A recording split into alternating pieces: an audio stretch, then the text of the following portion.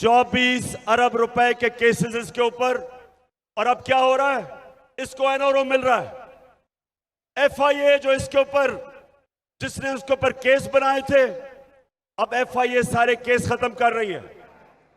आसिफ जरदारी जिसके ऊपर अरबों रुपए के केसेस नैब में, आसिफ जरदारी कहता है कि नैब में मैं इस्लाहात करूंगा। पाकिस्तानियों, ये है क़यामत की निशानी कि आसिफ जरदारी नैब की इस्लाहात कर रहा है। अब सोचें कि वो लोग जिन्होंने मुल्क को लूटा था, आज वो ऊपर बैठ के सबसे पहली चीज कर रहे हैं, अपने केस खत्म कर रहे हैं। जो इंटीरियर मिनिस्टर है वो कातिल है, 18 कत्ल किए हुए हैं। वो जो अभी गए हैं लंदन में मिलने गए हैं नवाज शरीफ को, वो सजा याफ्ता है, उसको सजा मिल चुकी है। वो भगौड़ा है, भागा हुआ है। उससे प्राइम मिनिस्टर जाके मुल्क के फैसले कर रहा है। और जो उसकी बेटी है नवाज शरीफ की, वो भी सजा याफ्ता है, उसको प्रोटोकॉल मिल रहा है प्राइम मिनिस्टर का। उसके पीछे रेंजर्स और पुलिस फिर रही है, जिसको सजा दे चुका है हमारा सुप्रीम कोर्ट, और वो बेल पे है, जमानत पे है। तो अटक मेरे नौजवानों, मेरे बुजुर्गों, मेरी बहनों, नबी सल्लल्लाहु अलैहि वसल्लम ने कहा था कि कौम तब तबाह होती है जब जेलों में सिर्फ छोटे चोर हो, सिर्फ भैंस चोर और मोटरसाइकिल चोर और छोटे चोर जब जेलों में जाते हैं और बड़े बड़े डाकू को आप नहीं पकड़ते, वो मुल्क तबाह हो जाता है। ये आपके सामने मुल्क तबाही की तरफ जा रहा है। इसलिए आपने निकलना है कि जब बड़े बड़े डाकू बड़े बड़े ओहदों पे बैठ जाए, सारों ने बड़े बड़े ओहदे संभाल के अपने केस खत्म करें, और वो ऑफिसर एफआईए का डॉक्टर रिजवान, मैं आज उसको सलाम पेश करता हूं कि उसने जो केस शहबाज शरीफ के ऊपर बनाए, हमारे बेचारे गवर्नमेंट के ऑफिसर डरते हैं, इस माफिया से डरते हैं। कितने लोग हैं जो इन्होंने मरवाए हैं। डॉक्टर रिजवान जब उसने हमजा शरीफ को बुलाया और उससे जब सवालात पूछे कि किधर से ये मकसूद चपड़ासी के पास 4.25 अरब रुपया आ गया, नौकरों के पास 16 अरब रुपए किधर से आए, तो हमजा शरीफ बजाय उसके जवाब देता, उसको उसने धमकी दी, उसको डराया कि तुम्हारी जुर्रत कैसे है कि मुझे पूछ रहे हो ये सवाल। लोग डरते हैं इनसे। इसलिए डॉक्टर रिजवान, आप जैसे लोगों को हम सलाम करते हैं कि इस माफिया को, इसके बावजूद कि आपको खतरा है, आप इनके खिलाफ एक्शन लेते हैं। कितने लोग इन्होंने मरवाए। एयान अली का जो कस्टम ऑफिसर था उसको मरवा दिया। वो जो शहनशाह था जिसने बेनजीर के साथ होता था जब वो कत्ल हुई, उसको मरवा दिया। एक जस्टिस सजाद था, जरदारी ने उसको मरवा दिया। जो इनके केसेस के पीछे जाता है उनको जान का खतरा होता है। तो अगर मेरे पाकिस्तानियों ये कामयाब हो जाते हैं, हमारे मुल्क तबाही की तरफ जाता है, हमारे इदारे तबाह, कोई नहीं खड़ा होगा इनके खिलाफ। ये खुल के चोरी करेंगे, सब डरेंगे, मुल्क को लूटेंगे। और इसीलिए मेरे नबी सल्लल्लाहु अलैहि वसल्लम ने कहा था कि बड़ी कौमें तबाह हुई तुम्हारे से पहले, जो सिर्फ छोटे चोरों को जेलों में डालती थी और बड़े बड़े डाकुओं को नहीं पकड़ सकती थी। ये है हमारे तबाही का रास्ता। और इसलिए मेरे अटक के लोगों और मेरे पाकिस्तानियों, इसलिए आपने सब ने मेरे साथ निकलना है। जब मैं आपको कॉल दूंगा 20 तारीख के बाद, आपने सब ने निकलना है।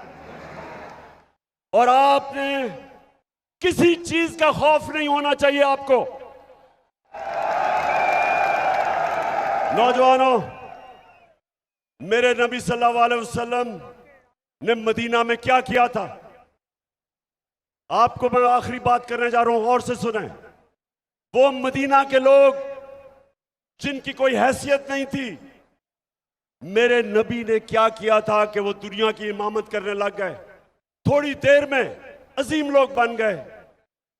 मदीना के लोगों की मेरे नबी सल्लल्लाहु अलैहि वसल्लम ने खौफ की जंजीरें तोड़ दी, उनके खौफ खत्म कर दिए। खौफ की जंजीर जो इंसान को ऊपर नहीं आने देती, उसकी परवाज ऊपर नहीं जाती। डरे हुए लोग कभी आजाद नहीं होते। जब उन्होंने उनकी खौफ की जंजीरें तोड़ी, वो लोग अजीम लोग बन गए। आपके सबको समझना चाहिए कि ये जो अब आजादी की, हमारी हकीकी आजादी की जो हमारी तहरीक है, अपने खौफ खत्म कर दे। तीन ही खौफ होते हैं इंसान को। मौत, इंसान को सबसे बड़ा खौफ होता है कि मुझे मार ना दे। अल्लाह का हुक्म है कि जिंदगी मौत अल्लाह के हाथ में है।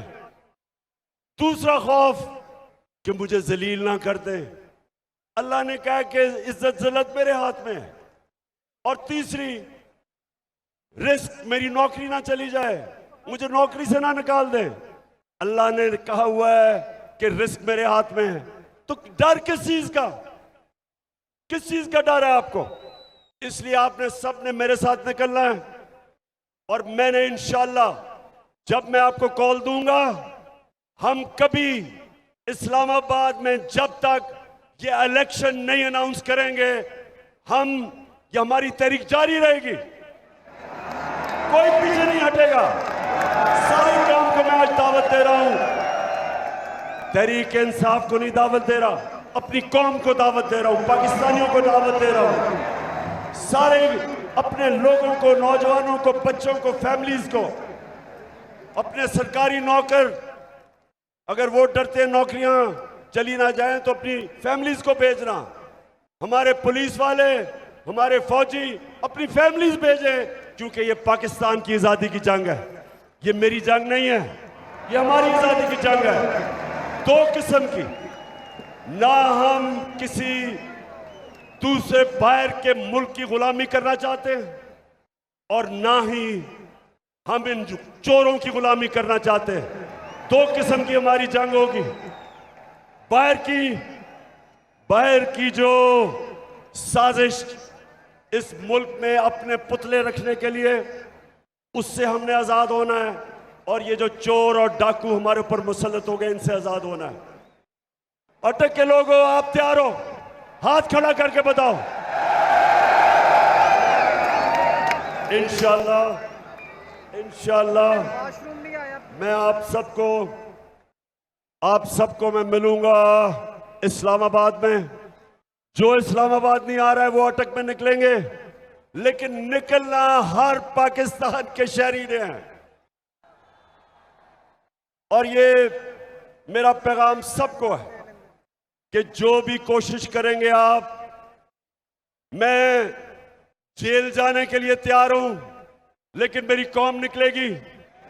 मैं अपनी जान की कुर्बानी देने के लिए तैयार हूं, लेकिन मैं किसी सूरत ना इन चोरों को मानूंगा, ना अमेरिका के गुलामों को मानूंगा।